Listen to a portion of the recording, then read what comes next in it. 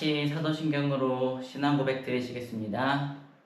전능하사 천지를 만드신 하나님 아버지를 내가 믿사오며 그 외아들 우리 주 예수 그리스도를 믿사오니 이는 성령으로 잉태하사 동정녀 마리아에게 나시고 본디오 빌라도에게 고난을 받으사 십자가에 못 박혀 죽으시고 장사한 지 사흘 만에 죽은 자 가운데서 다시 살아나시며 하늘에 오르사 전능하신 하나님 우편에 앉아 계시다가 거기로부터 산자와 죽은 자를 심판하러 오시리라.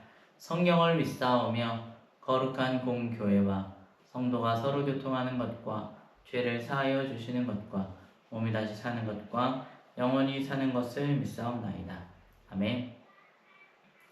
할렐루야. 이 시간에 늘 우리의 삶 가운데 신실하셨던 그 주님, 변함이 없으셨던 그 주님, 늘 너무너무 좋으셨던 그 주님을 함께 찬양합시다.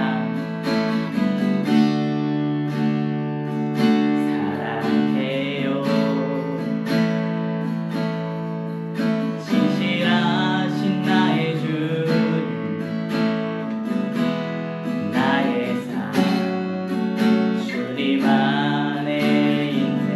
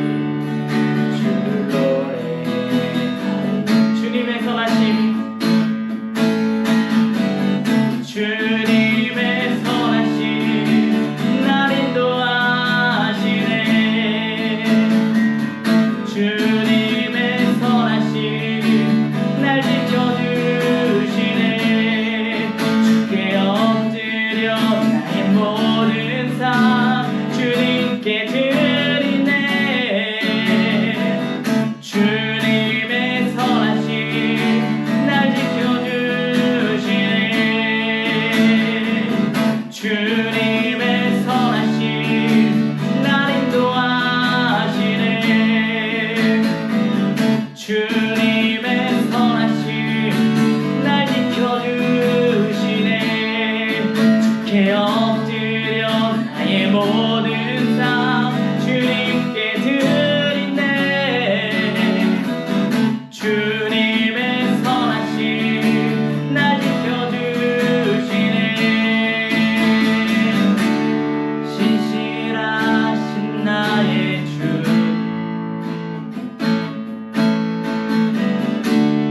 나의 삶을 인도하셨네.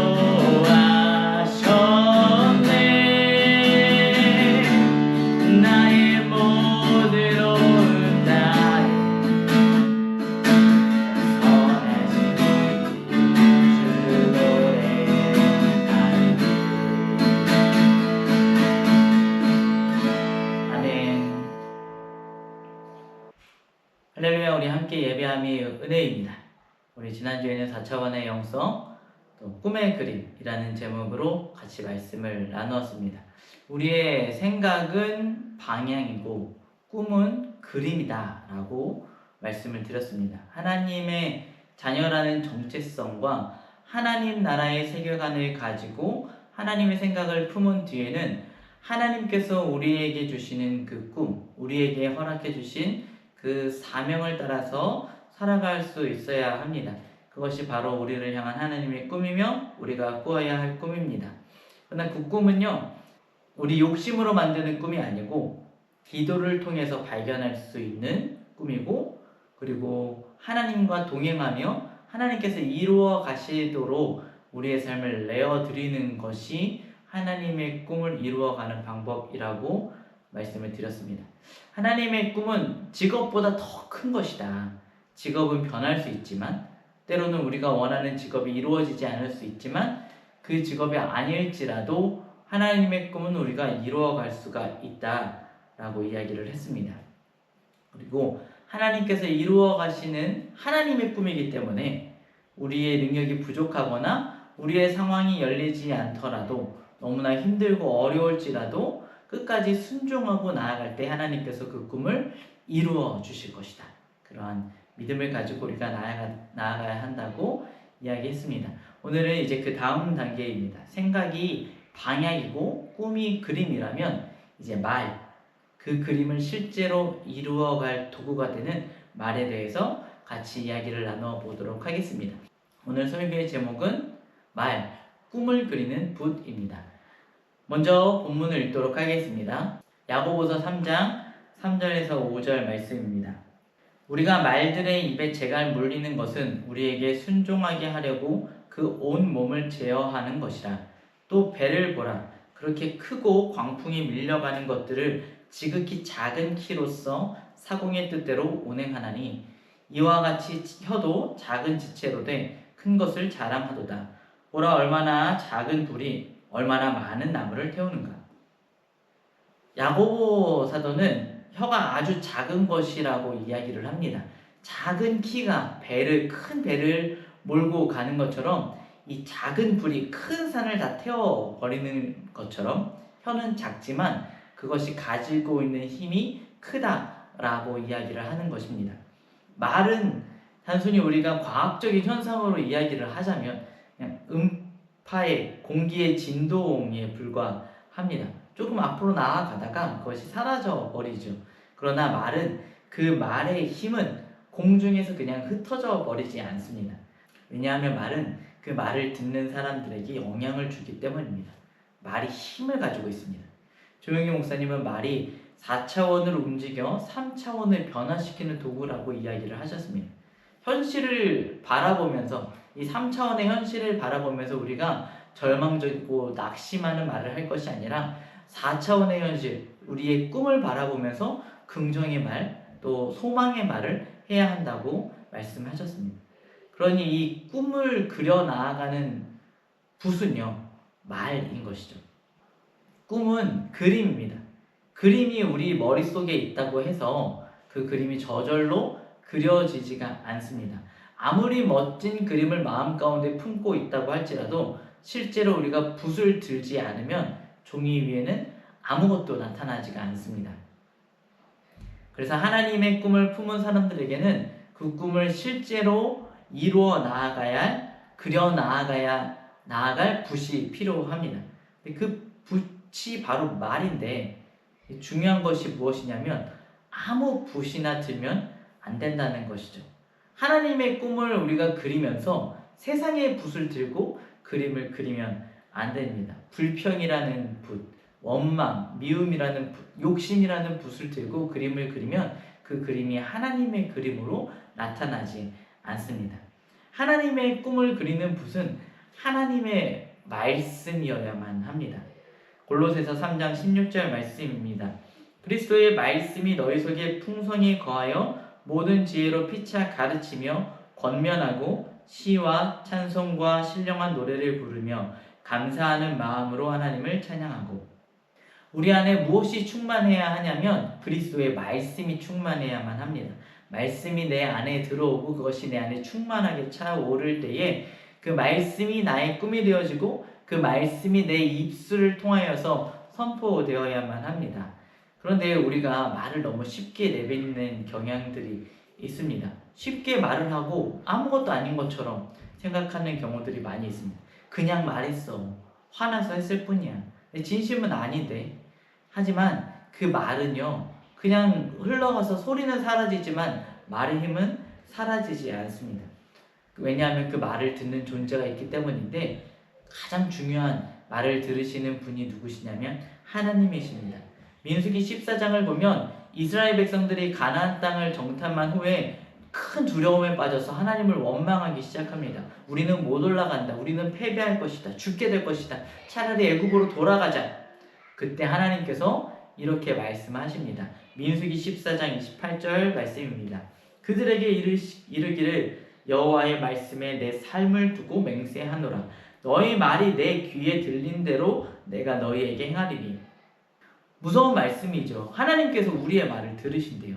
그리고 그 말이 들린 대로 내가 너희에게 행해줄게. 우리가 하는 기도만 하나님이 들으시는 게 아니고요. 우리의 찬송만 들으시는 게 아니고요. 우리의 원망도 들으시고요. 우리의 불평도 들으세요.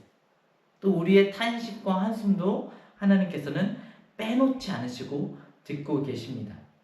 그래서 우리는 늘 하나님 앞에 서 있다라는 생각을 가지고 이야기를 해야 합니다. 우리 입술에 한마디 한마디 하나님께서 놓치지 않으신다. 이게 어떨 때는 참 큰 은혜로 다가올 때도 있지만 어떨 때는 큰 어떤 마음의 짐으로 다가올 때도 있어요. 하나님 정말 약간 좀 무섭다. 내 말을 다 듣고 계시다니. 근데 다 듣고 계세요. 그러니까 우리가 하나님 앞에서 해도 괜찮은 말들을 평상시에도 할 수 있어야만 할 것입니다. 또 두 번째로 우리의 이야기를 듣는 존재가 있는데 바로 그것은 우리의 원수, 마귀입니다. 성경은 원수 마귀가 우리의 모든 말을 다 듣고 있다라고 이야기하고 있지는 않지만 분명히 우리의 분노의 말과 분노의 행동을 마귀가 듣고 그 틈을 타서 우리의 삶 가운데 들어온다라고 이야기하고 있습니다. 에베소서 4장 25절에서 26절 말씀입니다. 그런즉 거짓을 버리고 각각 그 이웃과 더불어 참된 것을 말하라. 이는 우리가 서로 지체가 됨이라. 분을 내어도 죄를 짓지 말며 해가 지도록 분을 품지 말고. 화를 내는 순간, 말이 거칠어지는 그 순간, 그것이 바로 우리의 삶의 영적인 틈이 될 수가 있습니다. 말을 우리가 함부로 내뱉으면 안 됩니다. 세 번째로 내가 말을 듣고 있습니다. 내 말을 가장 많이 듣고 있는 존재가 어쩌면 나일 수도 있죠. 나는 안 돼. 나는 못해. 난 널 미워해. 나는 화가 났어. 이런 말들을 했을 때 가장 가까이에서 그 말을 내가 듣고 있습니다. 그리고 그 말은 다시 나의 생각 속으로 들어오게 됩니다. 지난주에 우리의 생각이 꿈을 만든다라고 말씀을 드렸습니다. 근데 반대로 이 말은요, 다시 우리 안으로 들어와 우리의 생각을 만들어냅니다. 우리의 생각을 통해서 말이 나오지만 반복돼서 고백된 그 말이 우리 안에 생각의 틀을 만드는 것입니다. 그래서 말은 굉장히 큰 힘을 갖고 있어요. 처음에는 그냥 한 말인데요. 그냥 계속 하다 보면 그 말이 진짜 사실인 것처럼 생각됩니다. 나는 안 된다. 난 못해. 계속 이렇게 말하다 보면 안 될 이유만 찾고 있는 나를 발견하게 됩니다. 하나님께서 길을 여실 거야. 지금 답답하고 힘이 들지만 낙심하지 않을 거야. 하나님이 하실 거야. 하나님의 말씀을 붙들고 계속 우리가 말을 하면 일하실 그 하나님을 찾게 됩니다. 내가 하나님의 말씀을 입으로 고백하고 내 귀가 그 말을 다시 듣는 것입니다.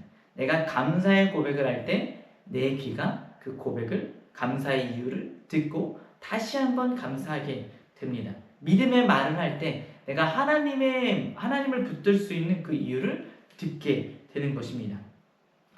넷째로 우리 주변 사람들이 우리의 말을 듣고 있습니다. 부모가 자녀에게 하는 말을 자녀가 듣습니다. 남편이 아내에게, 아내가 남편에게 하는 말을 서로 듣습니다. 목회자가 하는 말을 성도가 듣고 성도가 하는 말을 서로가 공동체가 듣고 있습니다. 성경은 이렇게 말을 합니다. 잠언 12장 18절의 말씀입니다. 칼로 찌름같이 함부로 말하는 자가 있거니와 지혜로운 자의 혀는 양약과 같으니라. 우리가 하는 말은 칼이 되어 누군가를 찌를 수도 있고 약이 되어 누군가를 살릴 수도 있습니다. 괜찮아. 다시 해보자. 하나님이 너를 사랑하십니다. 나는 너를 믿고 있어. 내가 너를 기대하고 있어. 이러한 말 한마디가 지금 넘어져 있고 낙심한 사람들을 일으켜 세울 수가 있습니다. 반대로 너는 그것밖에 안 돼. 너는 원래 그런 사람이야. 이 한마디가 그 사람의 마음 가운데 몇 년 동안 남아 그 마음을 슬프고 상처받은 상태로 만들 수도 있습니다. 그래서 말에는 힘이 있습니다. 영적 세계의 주인이신 하나님께서 들으시고 우리 원수인 마귀가 듣고 내가 듣고 내 주변 사람들이 듣고 그것이 우리의 삶에 끊임없이 아주 실질적인 힘을 가지고 영향을 주고 있습니다. 잠언 18장 21절은 이렇게 이야기를 합니다. 죽고 사는 것이 혀의 힘에 달렸나니 혀를 쓰기 좋아하는 자는 그 열매를 먹으리라. 죽고 사는 것이 혀의 힘에 달려 있습니다. 말이 사람을 살리기도 하고 죽이기도 하는 것입니다. 관계를 살리기도 하고 무너뜨릴 수도 있습니다. 우리의 믿음을 일으키기도 하고 절망시킬 수도 있습니다. 그래서 하나님의 꿈을 꾸고 있는 사람은 그 말을 하나님의 말씀을 담아서 해야 할 수 있습니다. 근데 여기서 말이라고 했을 때 단순히 우리의 입술에서 혀에서 나오는 요 음성만을 말로 생각하기보다 조금 더 확장해서 생각해 보면 더 좋을 것 같습니다. 내 생각을 거쳐서 밖으로 나가는 그 모든 아웃풋들이 여기서 말하는 말일 수 있습니다. 입으로 하는 말도 말이지만 우리의 손으로 쓰는 글도 말이 될 수가 있습니다. 우리의 행동으로 하는 손짓과 우리가 어디로 가는 그 발걸음도 우리의 말이 될 수 있습니다. 행동도 어떤 언어가 될 수 있잖아요. SNS에 쓰는 작은 글 하나가 나의 표정이 될 수 있고 나의 표현이 되는 것입니다. 누군가에게 내가 친절을 베푼다면 나는 당신을 소중하게 생각합니다 라는 말이 되는 것입니다. 예배 드리는 것도 헌신하는 것도 찬양하는 것도 그것도 하나의 언어입니다. 그래서 우리가 하나님의 꿈을 그리기 위해서는 우리의 삶의 모든 표현들이 하나님의 꿈을 이루는 말씀을 기반으로 한 붓이 되어야만 합니다. 입술만 믿음의 말을 하고 행동은 반대로 행동하고 있다라면 그것은 잘못된 다른 도구들로 섞이지 않은 도구들로 그림을 그리고 있는 것입니다. 하나님을 사랑한다고 하면서 사람을 미워하고 있다라면 그것은 잘못된 그림인 것입니다. 하나님의 나라를 위해서 살겠습니다라고 고백하면서 나의 욕심을 챙기고 있다라면 그것도 잘못된 그림인 것입니다. 우리의 입술과 우리의 삶이 같은 그림을 그려 나아가야만 할 것입니다. 그런데 그 중에서도 우리가 특히 그 모든 것들을 대표해서 말이라고 하는 이유가 있는데요. 왜냐하면 이 말은 우리의 속에서 가장 빠르게 가장 여과 없이 나오는 언어이기 때문입니다. 생각은 우리의 머릿속에서 존재하지만 이게 나올 때 우리가 툭 하고 그냥 말은 나와버리잖아요. 글로 쓸 때는 여러 번 생각하기도 하고 고칠 수도 있습니다. 행동하기 전에 우리가 여러 가지 생각을 더 많이 하게 됩니다. 그런데 말은 순식간이에요. 그리고 고칠 수도 없습니다. 화가 나면요, 내가 생각하기도 전에 말이 나갑니다. 상처받으면 기도하기 전에 원망의 말을 합니다. 두려우면 믿음으로 정리하기도 전에 나의 낙심의 말들을 하게 됩니다. 그래서 야고보가 혀를 다스리는 권세에 대해서 이야기하고 있는 것입니다. 내 사랑하는 형제들아, 너희가 알지니 사람마다 듣기는 속히 하고 말하기는 더디하며 성내기도 더디하라. 야고보서 1장 19절 말씀입니다. 말하기를 더디하라고 합니다. 왜냐하면 정제해야 되기 때문이에요. 내 생각나는 대로 우리의 육신의 감정을 따라서 말아야만 합니다. 그 말이 하나님의 붓이 맞는지 아닌지 우리가 확인해야만 합니다. 이 말을 통해서 사람이 살아나는가? 이 말을 통해서 하나님께서 기뻐하시는가? 하나님의 꿈을 이루는데 필요한 말인가? 우리가 거르는 시간을 갖도록 노력해야 할 것입니다. 그래서 영성이 깊은 사람들은요, 말을 많이 안 하는 경향들이 있어요. 말을 적게 하고 또 말을 잘 다스리고 잘 들어주시는 분들이 많이 계십니다. 야고보는요, 말을 다스리는 사람은 온몸도 다스릴 수 있다라고 이야기를 합니다. 여러분, 혀를 다스리는 것이 영성입니다. 사랑하는 라이트처치 성도님들, 오늘 우리는 세 번째 영적인 도구인 말에 대해서 같이 말씀을 나누었습니다. 생각은 방향이고 꿈은 그림입니다. 그 꿈을 그리기 위한 붓은 말, 우리의 언어, 우리의 삶인 것이죠. 그 우리의 언어가 하나님의 말씀이 아닌 세상의 언어들로 그 그림을 그리려고 한다라면 그 그림은 이상한 그림이 되고 결국 완성할 수 없는 것입니다. 이제 불평이라는 붓을, 두려움이라는 붓을, 원망이라는 붓을 내려놓고 하나님의 말씀이라는 붓을 들어야만 합니다. 감사하는 말을 하고 믿음의 말을 하고 사랑의 언어를 해야 할 것입니다. 격려하고 또 사랑으로 권면하고 훈계할 수도 있어야 할 것입니다. 하나님께서 말씀하라고 하시는 그것을 우리가 말할 수 있는 우리의 영성이 그만큼 성장할 수 있기를 소망합니다. 우리의 입술뿐만이 아니라 우리의 글도, 우리의 행동도, 우리의 눈빛까지도 하나님의 꿈을 이루어가는 붓이 되기를 소망합니다. 그렇게 하나님의 생각을 품고 하나님의 꿈을 꾸고 하나님의 말씀으로 그 꿈을 그려나아가는 라이트처치 성도님들 되시기를 주님의 이름으로 축원드립니다. 기도하겠습니다. 사랑이 많으신 주님 감사합니다. 하나님, 우리에게 허락해 주신 이 언어가 하나님을 닮기 원합니다. 하나님께서 사랑하셨던 것처럼, 하나님께서 우리를 가르쳐 주셨던 것처럼, 우리에게 권면하셨던 것처럼, 우리에게 응원해 주셨던 것처럼 우리의 언어도 그러한 모습이기를 소망합니다. 믿음의 언어를 하게 하시고 사랑의 언어를 내뱉을 수 있게 하여 주시옵소서. 우리의 손짓 하나하나가 사람을 살리는 것 되기를 원합니다. 우리의 감정을 따라서 하지 않게 하시고 특히 우리가 우리의 혀를 다스려서 우리 하나님께서 기뻐하시는 모습이 되기 원합니다. 영성을 갖기 원합니다. 하나님 도와주시옵소서. 말을 더디함으로 또 분을 더디함으로 언어를 다스림으로 원수 마귀에게 틈을 주지 않는 우리가 되게 하여 주시옵소서. 감사드리며 예수님의 이름으로 기도드렸습니다. 아멘. 주기도문 하시겠습니다. 하늘에 계신 우리 아버지여, 이름이 거룩히 여김을 받으시오며 나라가 임하시오며 뜻이 하늘에서 이루어진 것 같이 땅에서도 이루어지리라. 오늘 우리에게 일용할 양식을 주시옵고 우리가 우리에게 죄 지은 자를 사하여 준 것 같이 우리의 죄를 사하여 주시옵고 우리를 시험에 들게 하지 마시옵고 다만 악에서 구하시옵소서. 나라와 권세와 영광이 아버지께 영원히 있사옵나이다. 아멘. 오늘의 기도 제목입니다. 내 말이 사람을 죽이는 칼이 아니라 사람을 살리는 양약이 되도록 기도합시다.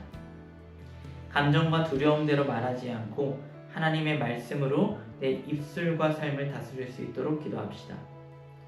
하나님의 꿈을 하나님의 붓으로 그리는 삶을 살도록 기도합시다. 기도하겠습니다.